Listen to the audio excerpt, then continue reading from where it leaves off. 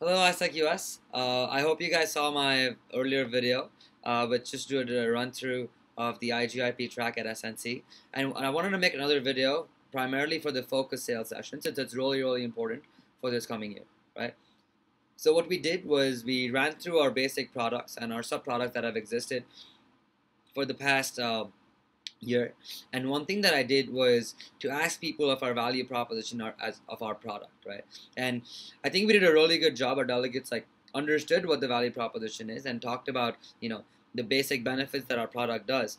But two things that was covered at the very end in terms of ranking the value proposition. One was talking about the ISAC mission, about our leadership development experiences that we create through our exchange programs, and talking about ISAC and peace and fulfillment of humankind's potential as well as our impact. And the second was how customer centricity and customer service is super important to us as an organization, was only mentioned at the very end. And this is something that I truly believe that we need to change, and these should be the first few things we talk about when we're trying to pitch our product, because this is what makes us different from any other recruiting agency. And we're not just a talent sourcing firm, we're not just a recruiting agency, we're a lot more than that, right? So please make sure to focus on this as you go on future sales calls and future sales meetings. Once we did that, we had a quick discussion on why we truly need to sell in a focused manner.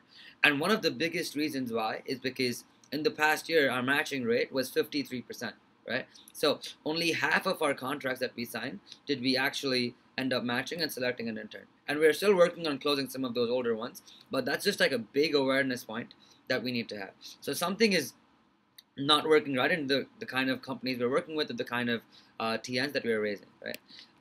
So one thing we want us to do in this coming year is focus on marketing and IT. We really want to focus on marketing and IT as the talent profiles that we're going and pitching in front of companies and trying to raise. We've seen success in it.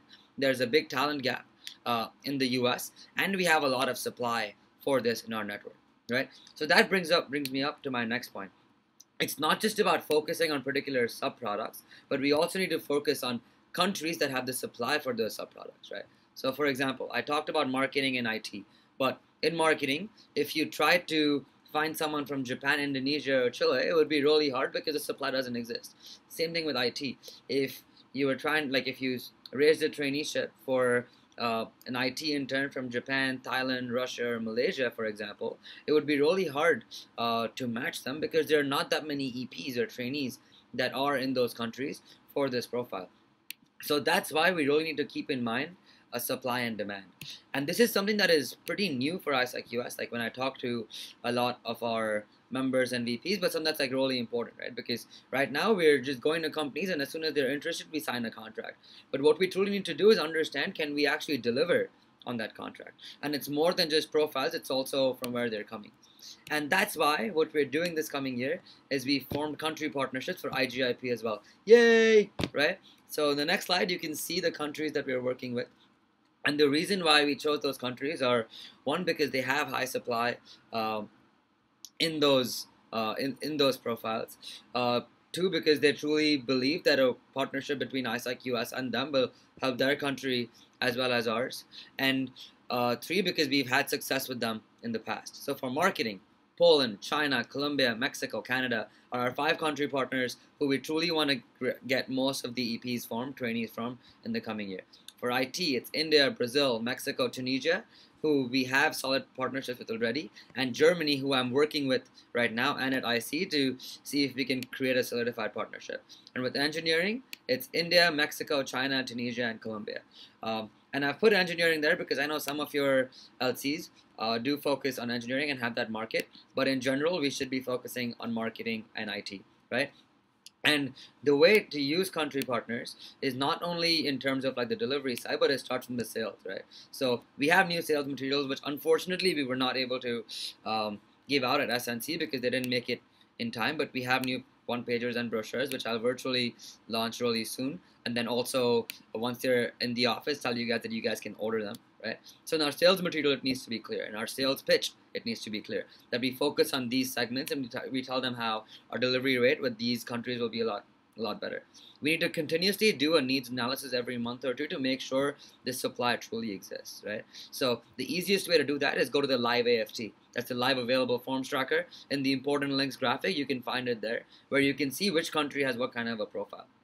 Now, when you come on the delivery side, you look at the EP search tools. So similarly, I've consolidated all the EP search tools where you can go and it's a Google Doc, and you can look at Germany's, all the EPs that Germany has in these profiles. And if you feel like one of them or like 5, 10 of them fit the TN that you've raised, just contact them, right? The next thing is the EP pool. The EP pool is in our account delivery space, and that is just a list of possible interns who want to come to the US, right? They haven't applied for a specific TN, and we're promoting this link a lot more in this coming year. So that's another place where you can, like, source for through country partners as well. The last two ones, country partner contact, right? So we have contacts, and like if you need to raise a specific TN which you think is going to be hard to source, I can share that contact with you, and we can work with them to raise those kind of EPs as well. And that's something all of them have committed to. So if you raise a specific IT profile trainee and there's not that much supply in there, or you think you're in the works of raising such a contract, we can work with our country partners to raise EPs for you, right? So again, keeping in mind our matching rate, we need to figure out how can we do a higher and faster matching. And it's not just about focused sales in terms of what profiles we sell, but in terms of supply demand, right? So that we actually understand what countries they're coming from and that supply exists, and active sourcing.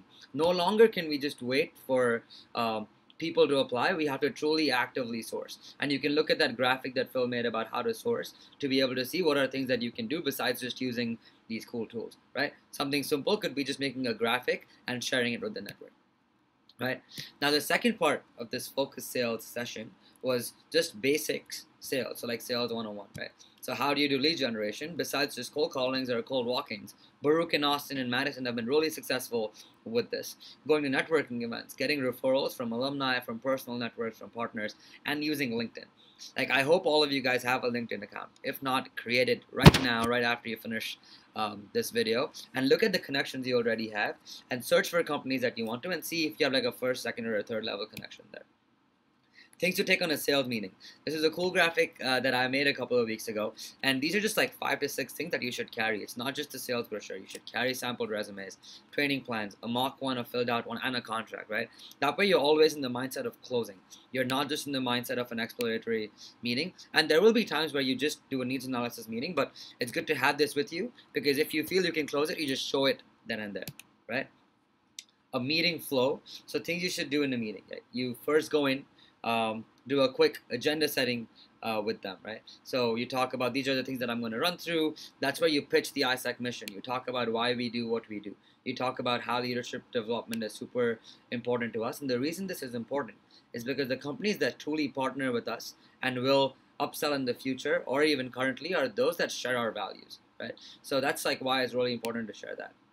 Once you move on from that, you start asking questions to do a needs analysis to see what are they truly looking for, what kind of positions they're looking for. And hopefully you've done some of that in your research before going to the meeting, going to their website, seeing what kind of positions are open, what kind of interns they've hired in the past, etc. But you continue following up on more needs analysis so that you can plant an idea, so that you can start talking about possible solutions that ISAC offers for their needs, right? Once that happens, they already start thinking and they're bought in to the ISAC product and to our program of getting in interns through ISAC. And that's when you think, okay, now can you close, and like what are the next steps? It's really important to do that. Not only do you come across as professional, but you also come across as that, yeah, your product really makes sense. That's why you feel you can go towards that close. And there will be times where they say, no, I need to ask more people and all that. That's fine. But then say, okay, when can we follow up? When can we set up a next meeting? Can I be in the conversation with your supervisor, etc.?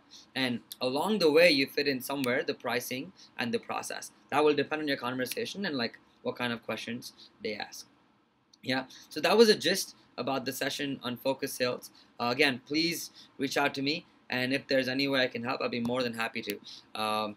In terms of our timeline, we're looking at a raising peak in October and November. So we really need to step up that sales activity as soon as you guys are back, like right now, and like school starts, right?